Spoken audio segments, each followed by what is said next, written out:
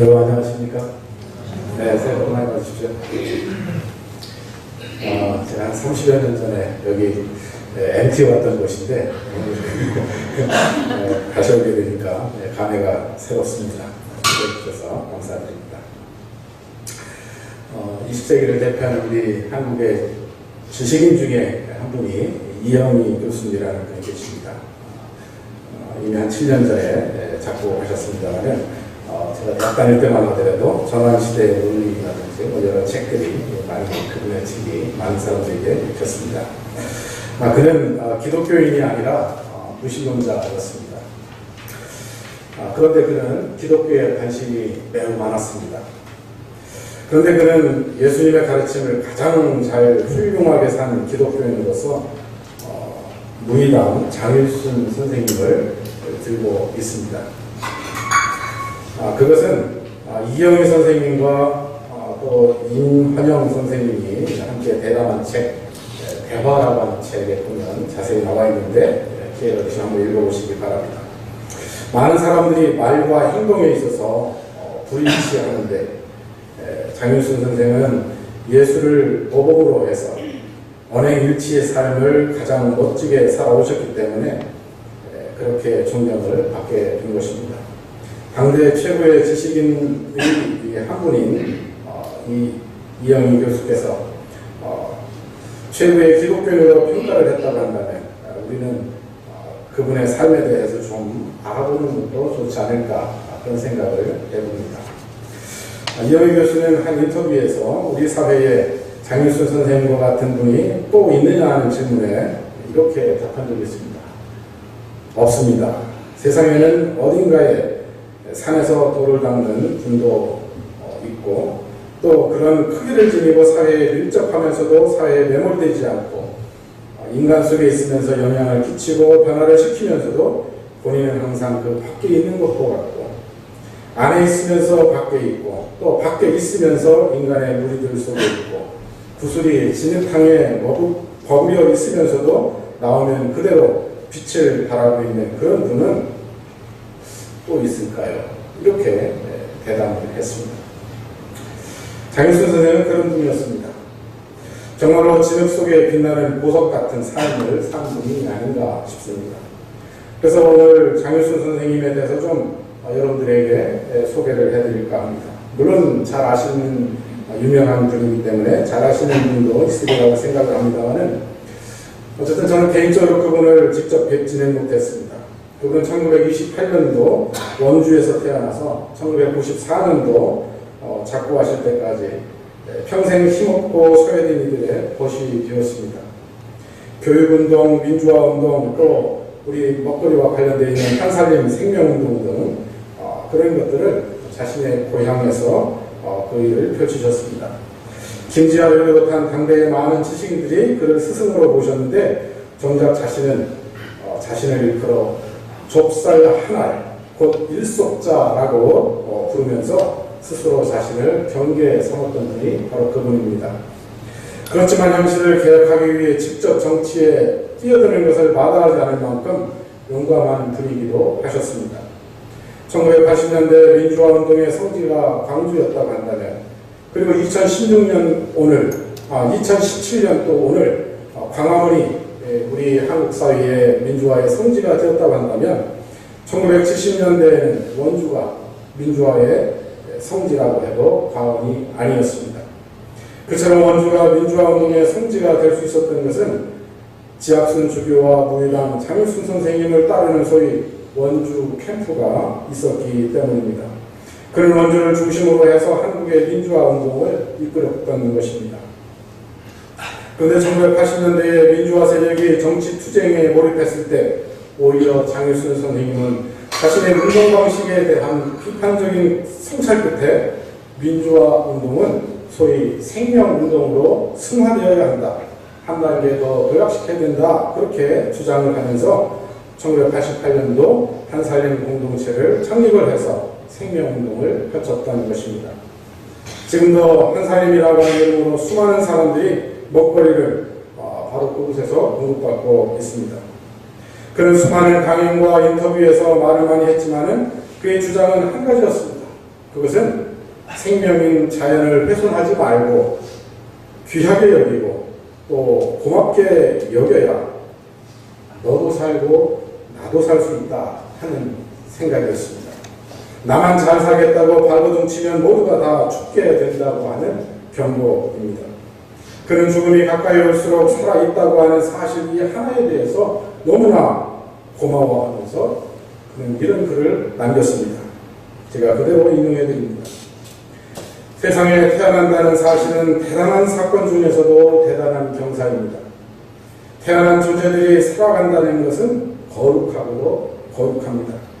이 사실만큼은 꼭 명심해야 할 우리의 진정한 과제라고 생각합니다. 나는 가끔 한밤에 풀숲에서 들려오는 벌레 소리에 크게 놀라곤 합니다. 만상이 고요한 밤에 그 작은 미물이 자기의 거짓없는 소리를 들려주는 것을 들을 때 평상시의 생활을 즉각 생각하게 됩니다.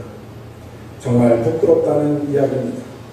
이럴 때는 내 일상의 생활은 생활이 아니고 경쟁과 투쟁을 도구로 하는 삶의 허용이었다는 사실을 깨닫게 됩니다. 삶이 아니었다는 것을 작은 벌레 하나가 엄숙하게 가르쳐줄 때 그 벌레는 내 스승의, 내 거룩한 스승이요 내 생명을 지닌 자의 모습은 저래야 하는구나 라는 것을 가슴 깊이 새기게 됩니다. 이렇게 적었습니다. 그렇습니다. 작은 벌레 하나조차 자신에게 참 삶을 가르치는 자신의 거룩한 스승으로 생각했던 참 생명주의자 기독교인 장일순의 모습입니다. 그리고 그가 작고했을 때 장일순을 아버지처럼 따랐던 김지아는 그의 영전에 다음과 같은 시를 올렸습니다. 선생님 가신다. 선생님 돌아가신다. 도솔천인가 도리천인가 아니면 지장처럼 다시금 지옥인가 지옥 중생 구하러 또 전생하시는가. 길고 긴 독재의 겨울 피투성이 민주화의 길을 거쳐 풀잎 하나 동맹이 하나 그 공기마저 내 몸으로 사랑하신 생명운동의 한 폭판에서 선생님 가신다. 이제 돌아가신다. 예수로 살고 보살로 살면서도 치악산 및 조 하나로 당신을 낮추신 선생님. 포악한 자들의 모멸을 난초 한 잎에 부시던 선생님. 자기를 쪼개어 모든 것을 남김없이 중생에게 남겨주신 선생님. 소와 말이 되더라도 중생과 함께 하려는 큰 정신, 큰 사상, 큰 공경, 이제 가신다, 돌아가신다. 도솔천 아닐 것이다. 도리천 아닐 것이다. 선생님 분명 지옥 같은 이 땅에 우리 안에 불폭이 돌멩이 속에 낮은 곳에 다시금 나시려니 선생님 오신다. 선생님 이제 다시 오신다. 발걸음마다 꽃 피어나는 우리다운 선생 영전에 우리 지금 커다랗게 웃고 있다. 이런 글을 올렸습니다. 사랑하는 여러분, 제가 오늘 세례와 시험이라고 하는 제목으로 설교를 하면서 왜 장일순 선생님을 이렇게 장황하게 거론했을까요? 그렇습니다. 그 이유는 단 하나입니다. 세례받은 자의 참 사랑을 말씀드리기 위해서 제가 한 예로 장일순 선생님을 여러분에게 소개해 드린 것입니다. 세례받은 자의 삶의 모범직이 하나님의 자녀다운 삶을 살아야 한다고 하는 이야기인데 20세기 최고의 한국 지성인이었던 그렇게 사람들에게 거론되었던 이영희 교수가 20세기 최고의 기독교인으로 평가하는 분의 이야기를 소개해 드린 것입니다. 세례받은 자의 아름다운 삶을 소개드려서 우리도 좀 그렇게 살면 안 될까? 그렇게 좀 살아보면 어떨까? 그런 생각을 해보는 것입니다. 저는 가끔 학회일로 또 이런저런 일로 가톨릭 교회를 방문하고 합니다. 가톨릭 교회 가게 되면 교회당 입구에 성수대가 놓여져 있는 것을 보게 됩니다. 사람들이 들어갈 때 성수를 찍어서 이렇게 성을 긋죠. 여러분, 왜 가톨릭 교회는 교회당 입구에 성수대를 놓았을까요? 그리고 왜 사람들은 교회당에 들어갈 때 성수를 찍어서 그렇게 성호를 긋고 교회당에 들어올까요? 그리고 미사를 마치고 나올 때 왜 그들은 또 성수대에 눈을 찍어 성수를 긋고 세상을 향할까요? 그렇습니다. 그 성수대는 다름 아니라 우리가 그 물로 세례를 받았다는 것을 매번 기억시켜주는 상징적인 매개물이기 때문입니다. 그래서 가톨릭 교회는 초대교회로부터 지금까지 성수대를 마련해서 우리로 하여금 너는 세례받은 사람이다. 아니 나는 세례받은 사람이다. 라고 하는 것을 교회당에 출입할 때마다 기억하게 하는 것입니다. 저는 루터의 종교개혁 이후 교회에서 각종 성상들을 다 없애버린 것에 대해서 저는 참 잘했다 그렇게 생각을 하고 있습니다. 그런데 단 한 가지 아쉬운 것은 버리지 말아야 할 것도 버렸다는 점에서 좀 유감이 없지 않습니다. 그것은 바로 개신교가 예배당에서 성수대를 없애버린 것입니다. 우리 개신교와 가톨릭교회가 모두 공통적으로 소중하게 생각하는 성례전이 있는데 바로 세례와 성만찬입니다. 이 두 가지는 모두 기독교의 상징, 가장 대표적인 성례전, 바로 그것입니다. 세례는 내가 죄에 대하여 죽고 예수 그리스도를 통하여 하나님의 자녀가 되었다고 하는 것을 확인시켜주는 의식이고, 성만찬은 내가 예수의 제자라고 하는 것을, 그래서 제자도를 깨닫게 하는 의식입니다. 따라서 우리는 물과 성령으로 세례를 받음으로 하나님의 자녀가 되었다고 하는 것을 우리는 늘 기억해야 할 것이고, 또 성만찬에 참여함으로써 내가 예수처럼 살아야 되겠다.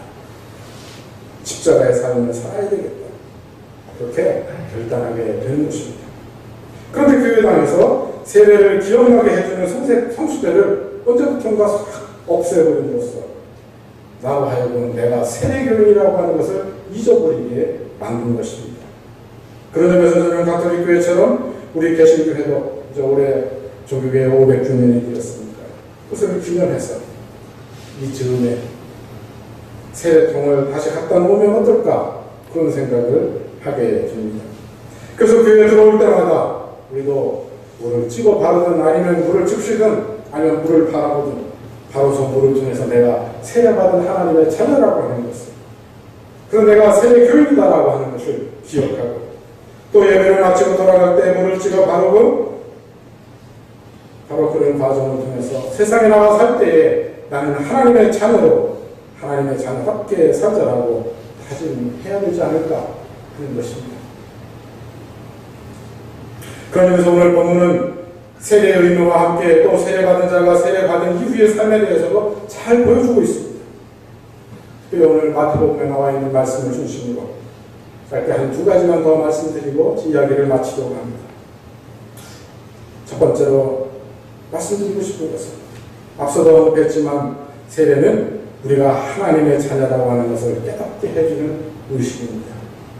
예수께서 요한에게 세례를 받으시고 물 위에 올라오실 때에 하늘이 열리고 하나님의 영이 비둘기같이 내려오면서 하늘에서 이런 소리가 들립니다. 이는 내 사랑하는 아들이다.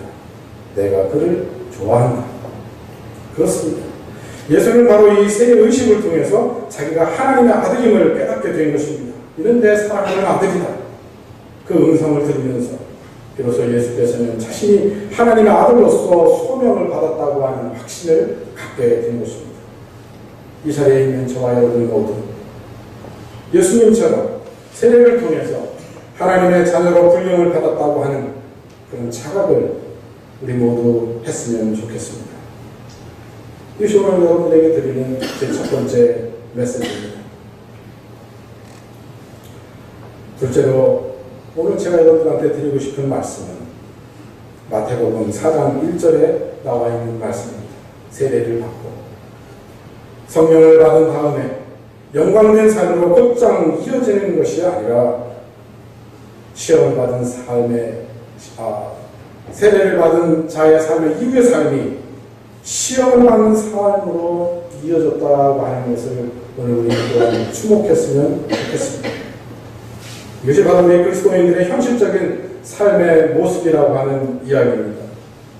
많은 신자들이 오해하는 것이 바로 여기에 있습니다. 예수를 믿으면, 다시 말해 세례받고 하나님의 자녀가 되면 세상적으로 볼 때 곧장 축복받는 삶을 사는 것으로 오해하는 것입니다.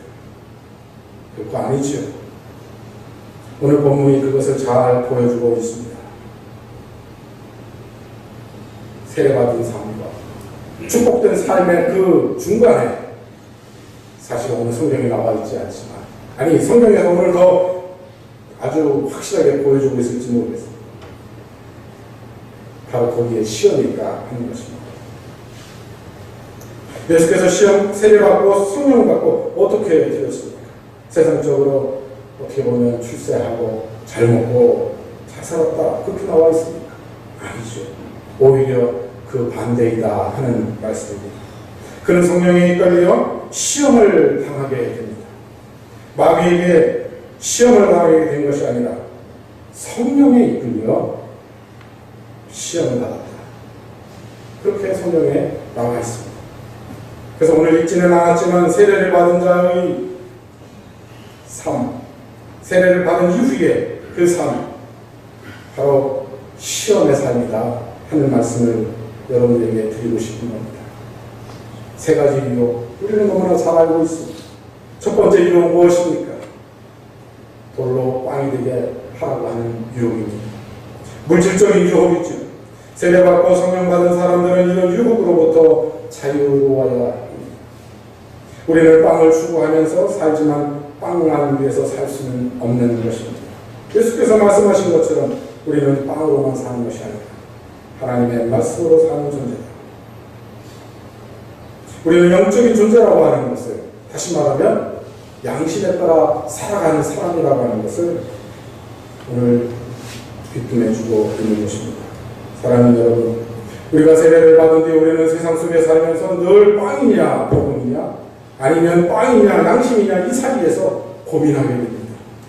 이때 우리는 빵만이 아니라 하나님의 말씀이 필요하다고, 빵만이 아니라 우리의 양심 따라 살아가야 된다고 우리는 고백해야 하는 것입니다.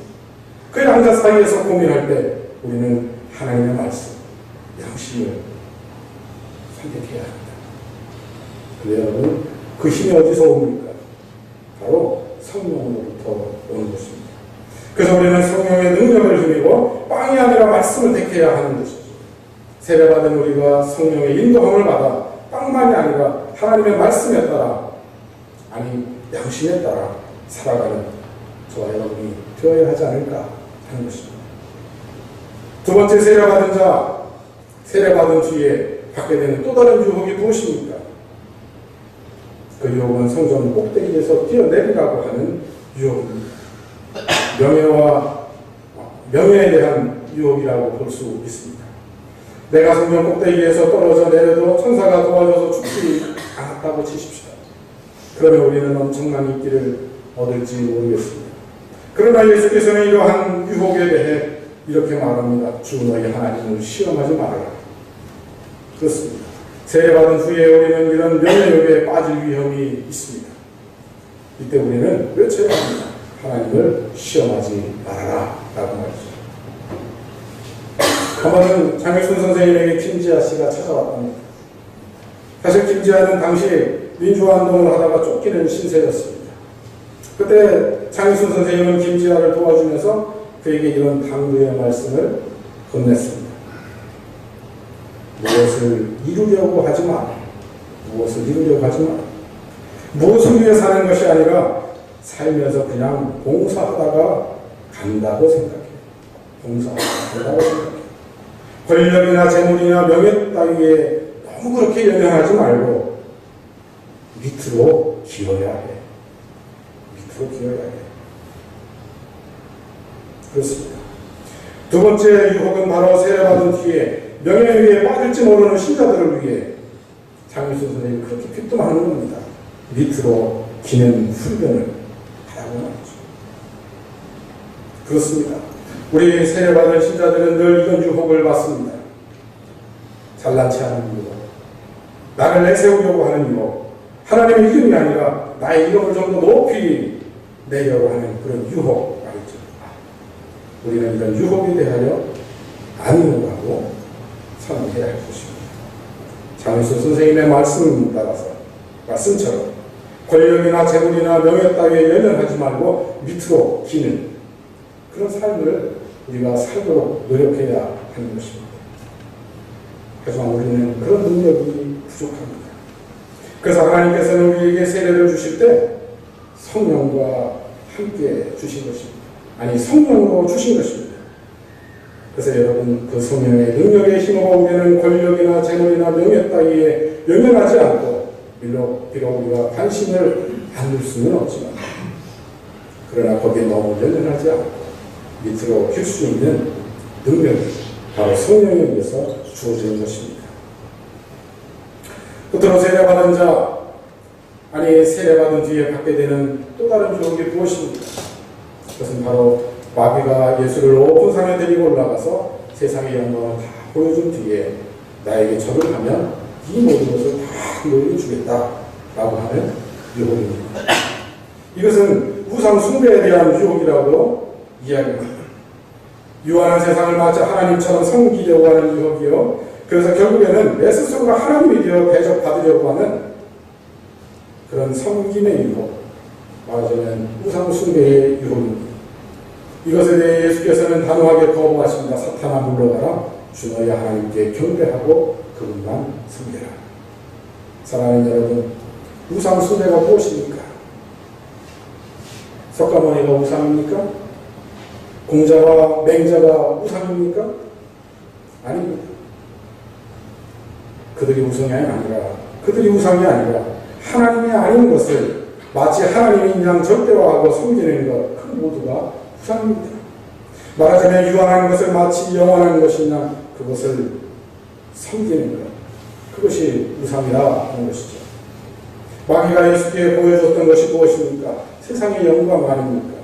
그것에 살할 때, 그 세상의 영광에 절을 할 때, 세상의 영광을 절대화할 때 그것이 우상이 되는 것이죠. 그렇습니다. 우리는 세례를 받은 뒤에 세상의 찬란한 영광 앞에 서게 됩니다. 그리고 그것에 절하면 그 모든 것을 받을 것이라고 하는 유혹을 받을 수 있습니다. 그러나 우리는 그 시험을 이겨야 합니다. 하지만 그것이 너무나 힘들고 어려운 과정입니다. 유혹에 넘어가기가 너무나 쉽고 또 우리는 종종 실패합니다. 그래서 하나님께서는 우리에게 세례를 주실 때 성령으로 세례를 주신 것입니다. 따라서 성령의 능력에 힘입어 그 유혹으로부터 벗어날 수가 있는 것입니다. 따라서 우리는 성령 충만을 받아야 하는 것입니다. 성령 충만으로 인해서 세례받은 신자가 받게 되는 이런 유혹들을 이겨내는 것입니다. 사랑하는 여러분, 오늘 제 설교를 맺겠습니다. 저와 여러분은 요한의 이름이 아니라 예수의 이름으로 세례를 받은 사람들입니다. 예수의 이름으로 세례를 받았다는 의미는 성령을 받았다는 의미하고 다르지 않습니다. 다시 말씀드려 우리는 세례를 받을 때 항상 성부와 성자와 성령의 이름으로 세례를 받습니다. 세례를 받은 사람들은 모두 성령을 받은 사람이라고 해도 틀린 말이 아닙니다. 본인이 이것을 깨닫든 아니면 더 깨달았든 성부와 성자와 성령의 이름으로 우리가 세례를 받았다면 하나님께서는 우리에게 성령을 부어주신 것으로 우리는 믿으셔야 합니다. 그런데 문제는 세례받은 자는 언제나 유혹을 받게 된다는 사실.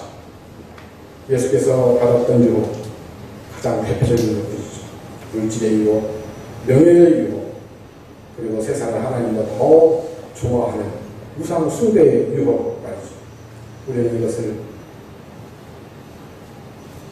이겨내기 위해서 더욱 열심히 스스로를 살피고 노력하면 어떨까. 세례 때 우리가 받은 성령 충만으로 이것을 이겨냈으면 좋겠습니다.